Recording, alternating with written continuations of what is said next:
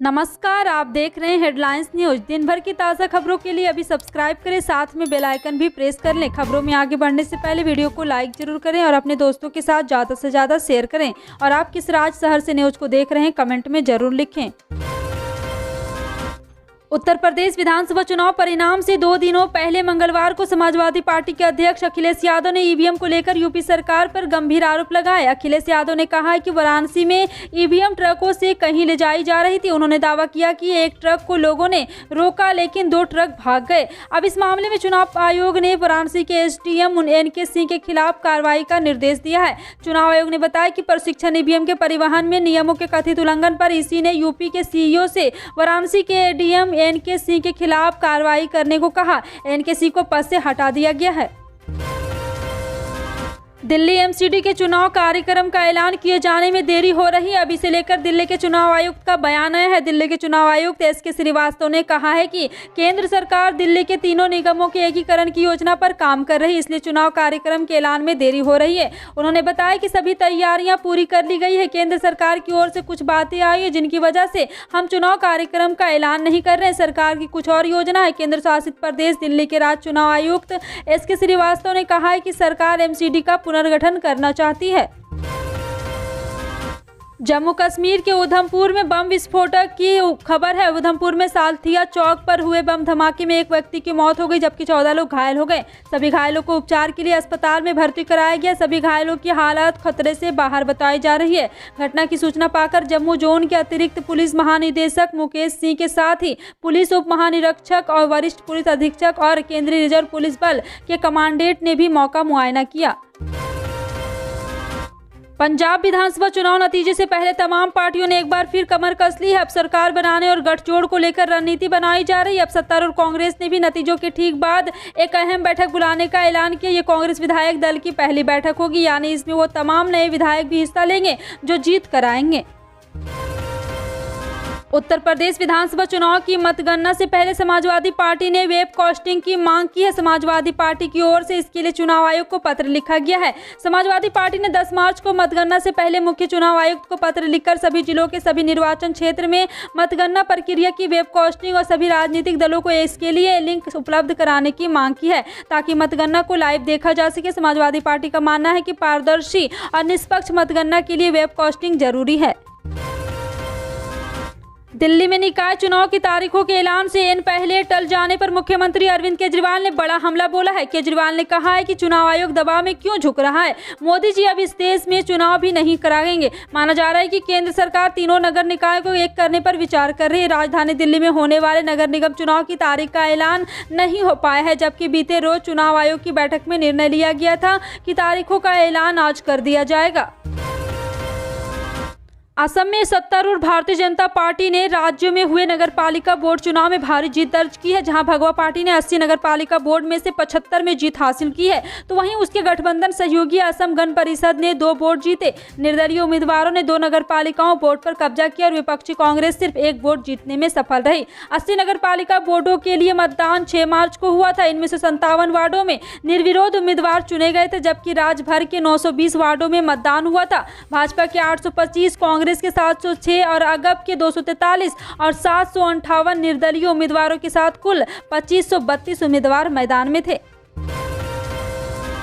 उत्तर प्रदेश विधानसभा चुनाव के नतीजों से पहले भाजपा के राज्यसभा सांसद हरनाथ सिंह यादव ने बुधवार को मांग की है कि इलेक्ट्रॉनिक वोटिंग मशीन चोरी करने की अफवाह फैलाने के लिए समाजवादी पार्टी के प्रमुख अखिलेश यादव को सलाखों के पीछे डाला जाना चाहिए। उन्होंने कहा है कि मैं चुनाव आयोग से मांग करूंगा कि अखिलेश यादव के खिलाफ अफवाह फैलाने के लिए मामला दर्ज किया जाए और उन्हें सलाखों के पीछे डाला जाए। अखिलेश यादव पर तीखा हमला बोलते हुए उन्होंने कहा है कि उनके मुंह से लोकतंत्र के बारे में सुनना अजीब है, क्योंकि उन्होंने उत्तर प्रदेश में अपने 5 साल के शासन के दौरान पूरे राज्य में सभी लोकतांत्रिक मूल्यों, आदर्शों, लोकतंत्र और सिद्धांत को कुचलने दिया है। सपा प्रमुख ने मंगलवार को इलेक्ट्रॉनिक वोटिंग मशीन से छेड़छाड़ के प्रयास का आरोप लगाया है। महाराष्ट्र के पूर्व सीएम देवेंद्र फडणवीस को हिरासत में लिया गया है। वह एनसीपी के नेता नवाब मलिक के खिलाफ मोर्चा निकाल रहे थे। बता दें कि मेट्रो जंक्शन के आगे पुलिस ने जाने नहीं दिया, इसलिए देवेंद्र फडणवीस और बाकी नेताओं को पुलिस ने हिरासत में ले लिया और पुलिस वैन में बैठाकर ले गई है। बीजेपी नेताओं की हिरासत में लिए जाने के बाद कार्यकर्ताओं ने जमकर नारेबाजी की। बता दें कि देवेंद्र फडणवीस और बीजेपी के अन्य नेता एनसीपी के नेता नवाब मलिक के इस्तीफे की मांग को लेकर आजाद मैदान में प्रदर्शन कर रहे थे। इसी के चलते इन्हें हिरासत में लिया गया। उन्हें हिरासत में लेने के बाद मेट्रो जंक्शन के पास बैरिकेड हटाकर रास्ता खोल दिया गया। उत्तर प्रदेश समेत कुल 5 राज्यों की विधानसभा नतीजों का इंतजार बड़ी बेसब्री से हो रहा है। 10 मार्च को 5 विधानसभा चुनाव के परिणाम घोषित हो जाएंगे। प्रधानमंत्री नरेंद्र मोदी 5 राज्यों में चुनाव परिणाम घोषित होने के एक दिन बाद ही 11 मार्च से अपने गृह राज्य गुजरात के 2 दिवसीय दौरे पर होंगे। इसी दिन पीएम ने एक बड़ी रैली को संबोधित करेंगे और बीजेपी के वैचारिक संरक्षक राष्ट्रीय स्वयंसेवक संघ की 11 मार्च से अहमदाबाद में 3 दिवसीय अखिल भारतीय प्रतिनिधि सभा की बैठक हो रही है। केरल में वरिष्ठ माकपा नेता सीवी वर्गीस के भड़काऊ बयान ने बुधवार को राजनीतिक विवाद खड़ा कर दिया। उन्होंने केरल प्रदेश कांग्रेस कमेटी के अध्यक्ष के सुधाकरन को माकपा का पक्षधर बता दिया था। उन्होंने कहा है कि के सुधाकरन सीपीआई के पक्ष में जी रहे हैं। इसके बाद कांग्रेस नेता उनके पीछे पड़ गए। उनके पार्टी प्रमुख के सुधाकरन ने माकपा नेता के खिलाफ कार्रवाई की मांग की है। कांग्रेस के वरिष्ठ व दिग्गज नेता ए.के. एंटनी राजनीति छोड़ रहे हैं। उन्होंने कांग्रेस अध्यक्ष सोनिया गांधी को पत्र लिखकर अपने राजनीतिक जीवन से संन्यास की घोषणा कर दी है। सोनिया गांधी को लिखे पत्र में उन्होंने कहा है कि राजनीति छोड़ने के बाद वो दिल्ली में भी चुनाव नहीं लड़ेंगे और जल्द ही वह तिरुवनंतपुरम में शिफ्ट होंगे। दरअसल कांग्रेस नेता ए.के. एंटनी का राज्यसभा में 2 अप्रैल को कार्यकाल पूरा हो रहा है। उन्होंने घोषणा की है कि इसके बाद वो राजनीति में नहीं आएंगे और न ही कोई चुनाव लड़ेंगे। वह राजनीतिक दिल्ली व संसद को हमेशा के लिए अलविदा कह देंगे। सोने की कीमत में बुधवार को भारी तेजी देखने को मिली है। सोने की कीमत 55,000 रुपये के प्रमुख स्तर को पार कर गई है। सोने साथ ही चांदी के भाव में भी बुधवार को उछाल देखने को मिला है। एमसीएक्स एक्सचेंज पर सोने का वायदा भाव बुधवार को 1.4% की तेजी के साथ 55,190 रुपये प्रति 10 ग्राम पर ट्रेंड कर दिखाई दिया है। वहीं चांदी का वायदा भाव 1.8% के उछाल के साथ 72,698 रुपये प्रति किलोग्राम पर ट्रेंड करता दिखाई दे रहा है। दुनिया भर में कोविड के नए केसों को और मौतों में कमी देखने को मिल रही है। हाल ही में जारी WHO की साप्ताहिक रिपोर्ट के मुताबिक 28 फरवरी से 6 मार्च 2022 के बीच कोविड-19 के नए मामलों में 5%, मौतों की संख्या 8% की गिरावट देखने को मिली। WHO के 6 कार्य क्षेत्रों में 1 करोड़ से ज्यादा नए मामले और 52,000 से अधिक नई मौतें दर्ज की गई, जबकि वैश्विक स्तर पर 43.30 करोड़ से ज्यादा लोग कोविड में संक्रमित हुए, जबकि 59 लाख से ज्यादा लोगों की मौत होगी, जो पिछले साप्ताहिक रिपोर्ट के मुकाबले कम है।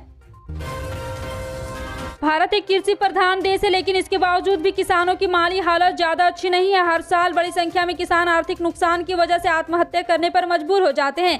केंद्र सरकार किसानों की आर्थिक स्थिति को सुधारने के लिए कई अहम योजनाएं चलाती है, जिसमें एक पीएम किसान सम्मान निधि योजना है। प्रधानमंत्री किसान मानधन योजना के तहत किसानों को हर साल 36,000 रुपये दिए जाते हैं। हालांकि इस रकम को पेंशन के रूप में सरकार किसानों को देती है और हर महीने 3,000 रुपये मिलते हैं। पीएम किसान मानधन योजना के लिए किसानों को बहुत ही मामूली राशि हर साल जमा करानी होती है।